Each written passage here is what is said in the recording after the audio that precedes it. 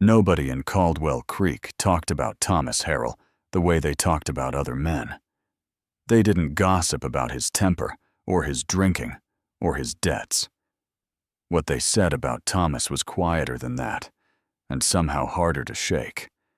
They said he hadn't smiled, not really smiled, since the year his father died and left him 40 acres of dry land, a leaking roof, and a clause in a will that nobody saw coming. The clause was simple, cruel in the way that practical things sometimes are. Thomas had until his 32nd birthday to marry, or the land would pass to his Uncle Gerald, who would sell it before the ink dried on the deed. Thomas had turned 31 in April. It was now the second week of June. He hadn't told anyone about the will, not his neighbor Dale Pearson, who would have pitied him, not the Reverend, who would have made it a sermon. He'd folded the lawyer's letter twice, pressed it flat under the family Bible, and sat with it for 3 weeks before he did anything at all. What he did was write an advertisement, 12 lines in the Caldwell Creek Courier and 2 other papers farther east. He kept the language plain. Rancher, 31, seeks a woman of steady character for honest marriage. No pretense. Fair arrangement. Respond to Box 9, Caldwell Creek, Texas. He expected nothing. He received 4 letters. 3 of them he set aside within the first paragraph. 1 was barely legible. 1 asked for a photograph before anything else. And 1 included a list of demands that made him fold the paper slowly and place it in the stove. The 4th letter he read twice, then a 3rd time, and then he set it on the table and looked at it for a long while before picking it up again. It was from a woman named Elaine Grayson. She wrote from a town called Millhaven, 2 days east by rail. Her handwriting was careful without being stiff. She didn't describe herself in flattering terms the way the others had. She said she was 28, that she had been a schoolteacher for 4 years, that she was not looking to be rescued, and hoped he wasn't looking for someone who needed rescuing. She said she understood what a practical arrangement meant, and that she respected the honesty of it. She said one more thing, near the end, that stayed with Thomas longer than anything else she wrote. I am not afraid of hard work, or hard weather, or hard silences. I've lived with all 3. He wrote back the same evening. Elaine Grayson read Thomas Harrell's reply standing at the window of the room she rented above the Millhaven dry goods store. It was a small room. She had made it livable. A cotton quilt on the narrow bed, 2 books on the sill, a tin cup she kept filled with whatever wildflowers she could find along the road to school. Small dignities, the kind a person collects when larger ones aren't available. She had not written to Thomas Harrell on a whim. She had thought about it for 11 days after seeing the advertisement, which a colleague had pointed out with the kind of smirk that Elaine had learned to ignore. She had written the letter and torn it up twice before the 3rd version satisfied her. She was not a woman who acted without thinking. She was also not a woman who let thinking become an excuse for standing still. Her situation in Millhaven was not dire. That was important to understand. She had her salary. She had her room. She had, for the most part, her dignity. What she did not have was a future that looked any different from her present. And at 28, in a town where every available man had either married young or left for somewhere better, the horizon had begun to feel less like a possibility and more like a wall. Thomas's reply was short. That didn't bother her. It confirmed the details, the ranch, the land, the arrangement, and asked if she would be willing to come for a visit before any decision was made. He said she was under no obligation. He said the train fare would be reimbursed either way. That last part was the one that moved her. Not because of the money. Not because it meant he understood she would need a way out if things weren't right. It meant he'd thought about her side of it. She wrote back that she would arrive on the Friday train. Thomas was at the station 20 minutes early, which was not like him. He stood near the far end of the platform with his hat in his hands, turning it slowly by the brim, the way he did when he didn't know what to do with himself. He had told himself he wasn't nervous. He had almost believed it until the train whistle sounded in the distance, and his chest did something he didn't have a name for. He recognized her before she reached the platform steps, not because she matched any description, she hadn't given one, but because of the way she carried herself, straight-backed, unhurried, and a single traveling bag in one hand, and a look on her face that was neither anxious nor performatively calm, just present, aware. She saw him at almost the same moment. She didn't wave or rush forward. She simply walked toward him at the same steady pace, and when she stopped in front of him, she extended her hand the way a person does when they mean business. "Mr. Harrell." "Miss Grayson." They shook hands. It was brief and firm, and neither of them said anything for a moment after. The afternoon light was flat and warm, and somewhere down the street, a dog was barking at nothing in particular. "I appreciate you coming," Thomas said finally. "I appreciate the invitation," she said. It was a perfectly ordinary exchange. There was no reason for it to feel like the beginning of anything. And yet, as Thomas led the way to the wagon, and Elaine fell into step beside him, something shifted in the air between them. Quiet and unannounced, the way weather changes before anyone thinks to look at the sky. He didn't notice it yet, neither did she. But something had started. The ride to the ranch took 40 minutes. Thomas pointed out landmarks with the practicality of a man giving directions, not a tour. The ridge to the north, the dry creek bed that ran full in spring, the Pearson property where the fence line ended. Elaine asked 2 or 3 questions, genuine ones, about the soil, about the nearest town with a school, and Thomas answered them without embellishment. By the time the ranch house came into view, they had established something fragile and useful between them. Not warmth exactly, but a kind of careful respect, and a sense that neither of them was going to waste the other's time. The house was modest. Thomas had known it would look that way to a stranger, and had spent 2 evenings the week before fixing the porch step and straightening the shutters, and then feeling faintly embarrassed that he'd bothered. He watched Elaine look at it, without trying to read her expression. She turned to him after a moment. "It has good bones," she said. He didn't know why that particular phrase hit him the way it did. It was a practical thing to say, a builder's observation, but there was something underneath it, an understanding, maybe, that things didn't have to be perfect to be worth something, that stayed with him long after she'd gone inside. That night, after supper, they sat on the porch in separate chairs and talked about the arrangement. The terms, what the timeline, what each of them expected, and what they didn't. It was a businesslike conversation, and they both held to that, and it worked fine, right up until Elaine asked a question that wasn't in the arrangement at all.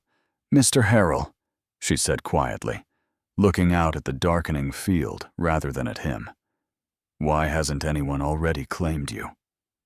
Thomas was quiet for a long time. When he finally answered, he didn't answer what she'd asked. He said something else instead, something careful and sideways, and just slightly too honest for the kind of conversation they were supposed to be having. And Elaine Grayson, sitting in the dim porch light, with her hands folded in her lap, heard exactly what he hadn't said.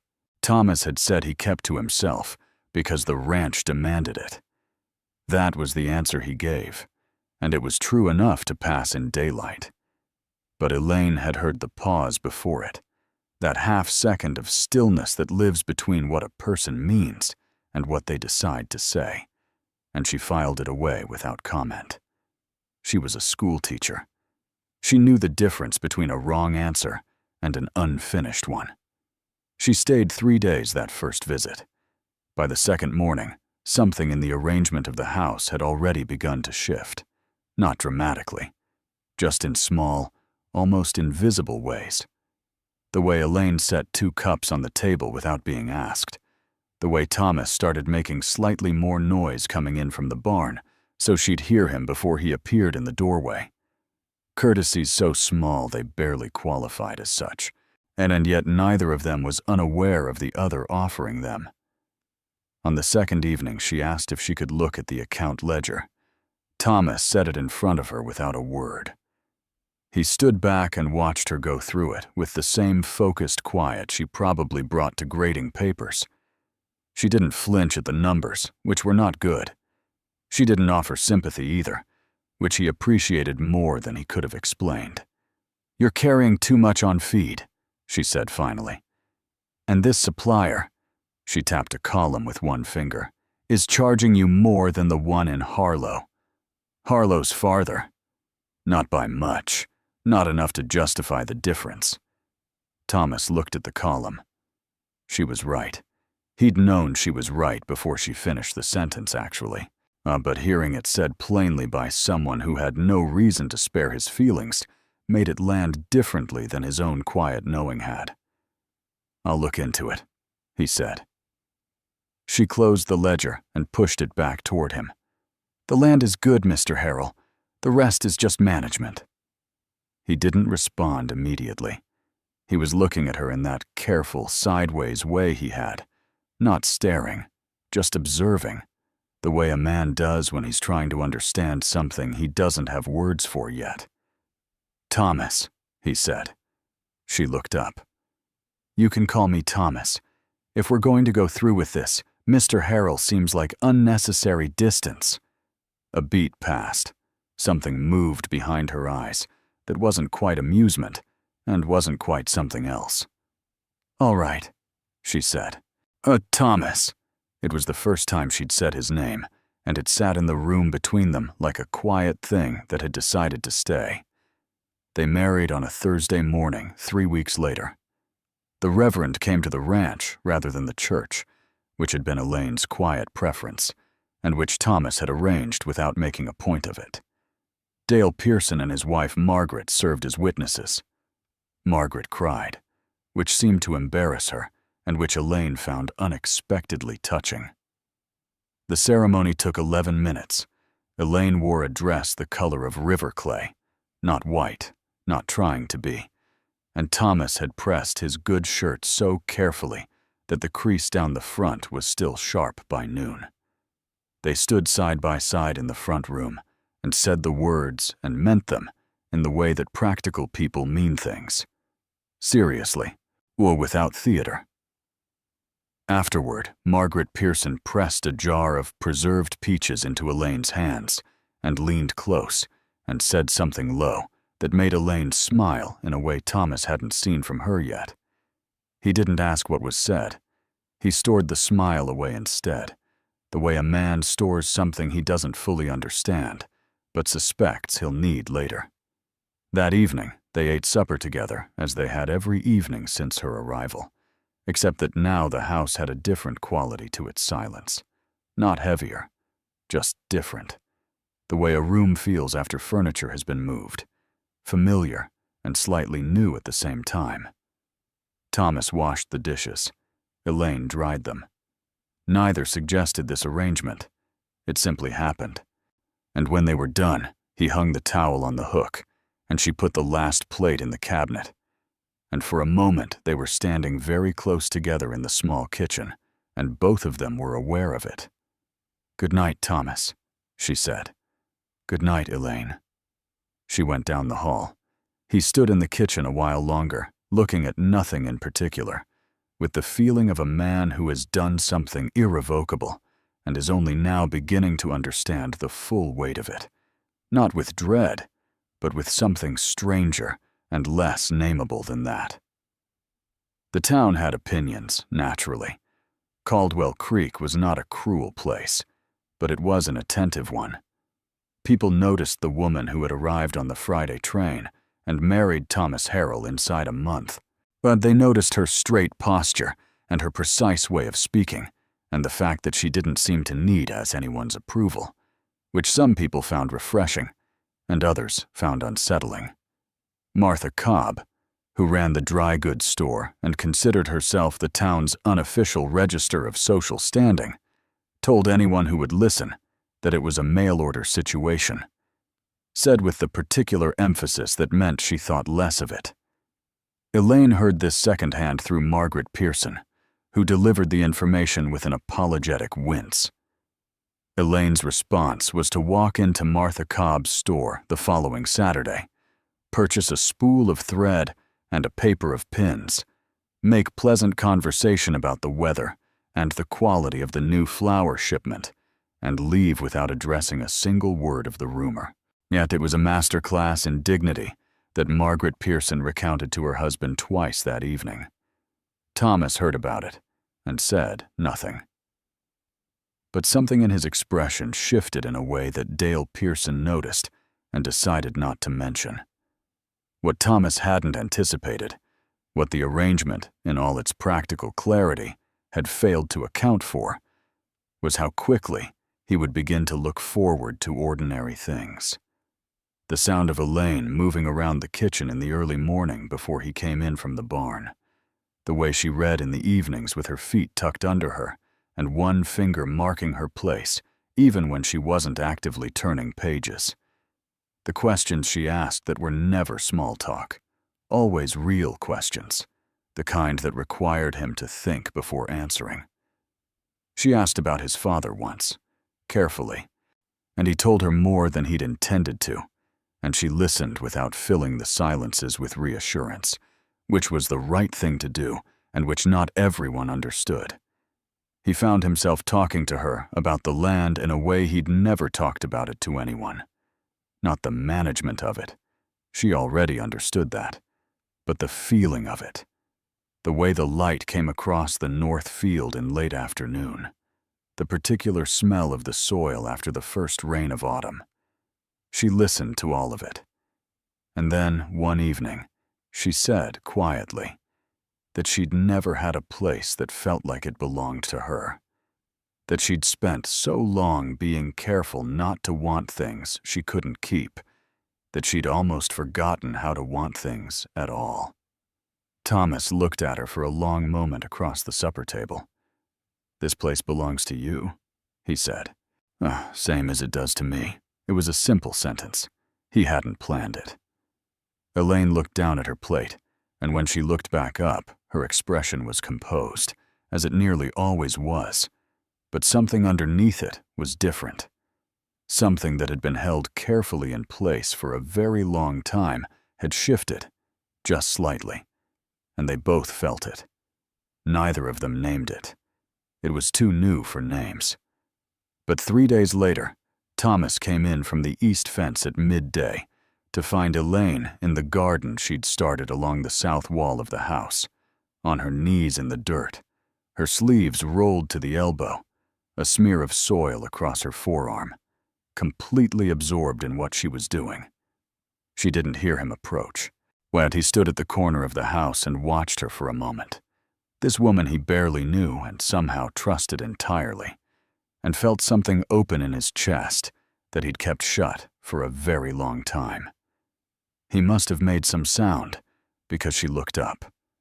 Their eyes met, and in the half-second before either of them said anything, something passed between them that was not part of any arrangement they had ever agreed to. Elaine looked back down at the garden. Thomas went inside. Neither of them mentioned it at supper.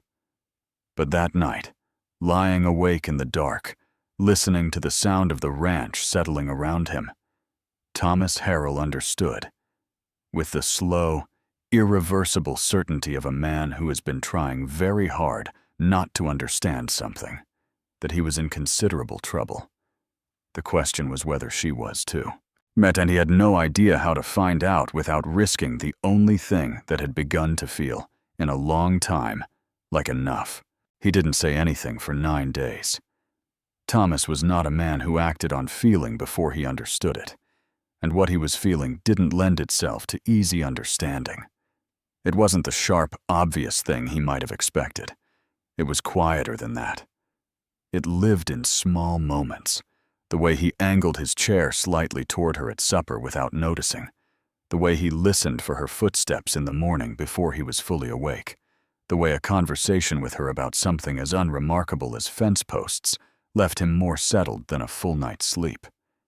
He worked harder those 9 days than he had in months, rose earlier, stayed out longer, told himself it was the season, the land, the list of repairs that never shortened.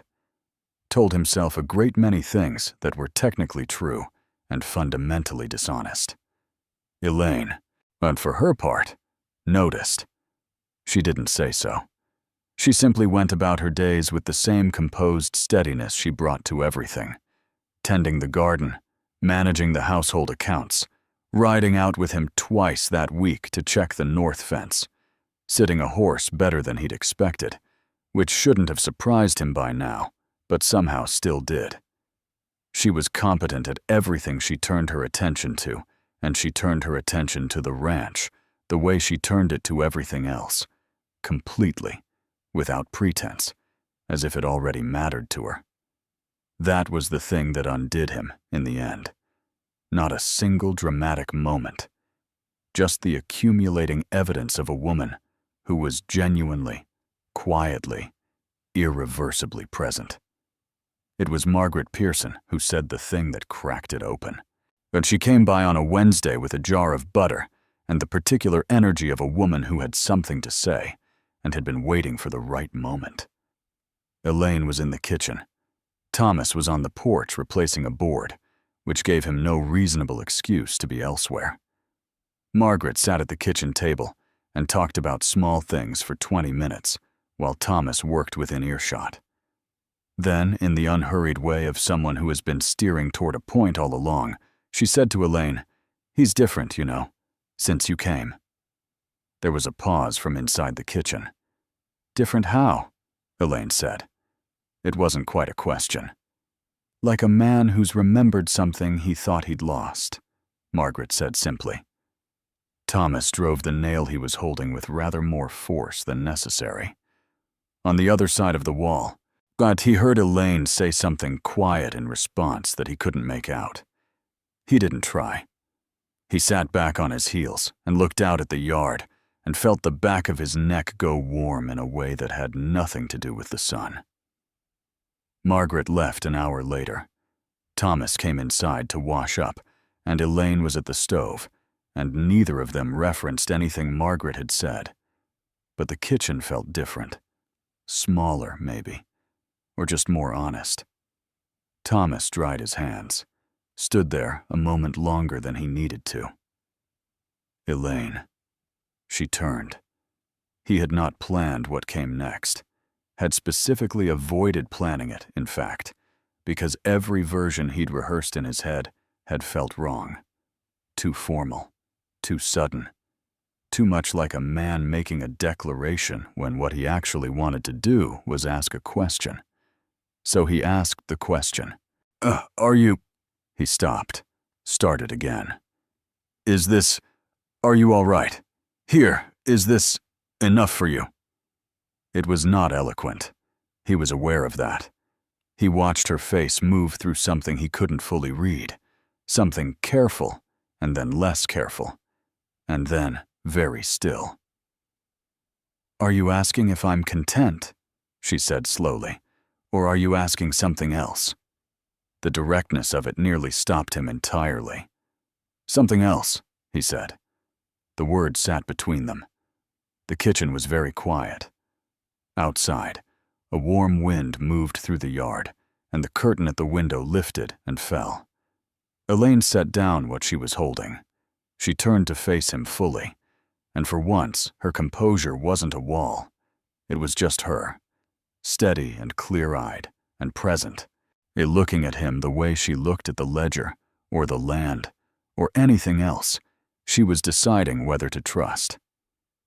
"I used to think," she said, "that wanting something was the first step toward losing it, that the safest thing was to need very little and expect less. Thomas didn't move. "I don't think that anymore," she said. "Not since—" She paused. "Not lately." It was the most she had ever given him. He understood that. He crossed the kitchen in 3 steps and stopped in front of her and looked at her the way he'd been trying not to look at her for weeks, plainly, with nothing managed or held back, and said her name once, quietly, like a man setting something down that he'd been carrying too long. She reached up and put her hand against his jaw. Just that. Just her hand, and the warmth of it, and the way she looked at him as though she had already decided. He covered her hand with his. They stood there in the kitchen while the afternoon light moved across the floor, and nothing was said for a while, and nothing needed to be. The garden along the south wall came in fully by September. Elaine had planted it practically. Herbs near the kitchen end, hardier things toward the fence. But there were flowers, too, tucked in between the useful plants, because she had allowed herself that. A small extravagance, the kind that costs nothing and means everything. Thomas brought her a second chair for the porch without mentioning it. It appeared one evening, positioned at the same angle as his, close enough to pass something between them without reaching. Elaine sat in it that night and looked at the field going gold in the late light, and felt, for the first time in longer than she could accurately remember, that she was exactly where she was supposed to be. They talked more easily now. The careful distance of those first weeks had not disappeared so much as transformed into something else, a closeness that had earned its comfort, that knew the shape of the other person's silences and didn't feel the need to fill them. Thomas told her things he hadn't told anyone. She told him things she'd stopped believing anyone would want to hear. They were not perfect confidences. Some things stayed private, as they should, but they were real ones, and that was rarer. The town adjusted its opinion gradually, the way towns do. Martha Cobb remained privately skeptical for another month before Elaine helped her organize the Harvest Social with such quiet efficiency that skepticism became untenable. Dale Pearson told Thomas over a fence line one afternoon that Elaine was the best thing to happen to the Harrell Ranch in 20 years, which was not a romantic statement, but was offered with genuine feeling and received the same way. Thomas smiled at that. A real smile, the kind that people in Caldwell Creek had not seen from him in some time. By the time the first frost came, they had settled into each other the way people do when they've stopped pretending the arrangement is something less than what it has become. One evening in late October, sitting on the porch after supper with the cold coming in slowly from the north, Elaine leaned her head against Thomas's shoulder without ceremony or announcement. He put his arm around her without comment, as if this too had always been part of the arrangement. They watched the stars come out over the Harrell land, their land, one by one. "Thomas," she said quietly. "I'm glad I wrote that letter." He was quiet for a moment. Then he pressed his lips briefly to the top of her head, just once, the way a man does when words feel smaller than the thing he means. "So am I," he said. The following spring, Margaret Pearson brought a quilt to the ranch house as a gift. She claimed it was for the baby's room, and she was right, because Elaine had told her 2 weeks prior, and Margaret had been vibrating with the secret ever since. Yet Thomas opened the door and looked at the quilt, and looked at Margaret's entirely unconvincing expression of casual innocence, and turned back into the house with a sound that was, unmistakably, a laugh. Elaine appeared in the hallway with flour on her hands, and an expression that was trying very hard to be reproachful. "Margaret," she said. "I said nothing," Margaret said, pressing the quilt into Elaine's arms and beaming in a way that made denial pointless. Thomas leaned against the doorframe and looked at his wife, the words still settling into him in new ways, months later, and felt the particular quiet joy of a man who had written 12 lines in a newspaper expecting nothing, and had received, instead, everything that mattered. And somewhere out there, in whatever corner of the world this story has found you, whether you're watching from a quiet room in the early morning or winding down at the end of a long day, I'd love to know where you are. What part of this earth has Thomas and Elaine's story reached tonight? Leave it in the comments. It never stops being remarkable, the distances a simple story can travel. And if something here moved you, or if you think there's a way I could tell it better, something I could do differently next time, I'd genuinely like to hear that too. These stories get better because of the people listening to them. If slow burn stories like this one are your kind of thing, there are more waiting for you.